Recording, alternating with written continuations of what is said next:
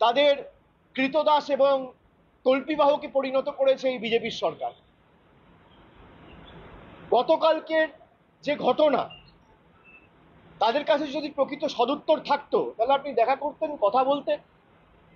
আপনি কথা বলেননি, আপনি উল্টে সব সাংসদদের ডিটেন করে পুলিশ স্টেশনে নিয়ে গিয়ে বসিয়ে রেখেছে, মহিলাদের উপর অত্যাচার করেছে, পুলিশ লাঠিচার্জ করেছে, চুলের মুঠি ধরে মহিলাদের টানতে টানতে হেঁচড়াতে হেঁচড়াতে নিয়ে গেছে।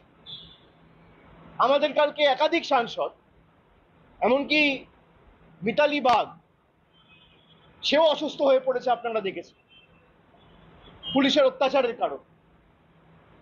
জোর জবরদস্তি তারা দেশটাকে নিজেদের সম্পত্তি ভেবে সব প্রতিষ্ঠানগুলোকে নিজেদের রাজনৈতিক স্বার্থে কাজে লাগিয়ে এখন মানুষের ভোটাধিকারটুকুও কেড়ে নিতে চাইছে।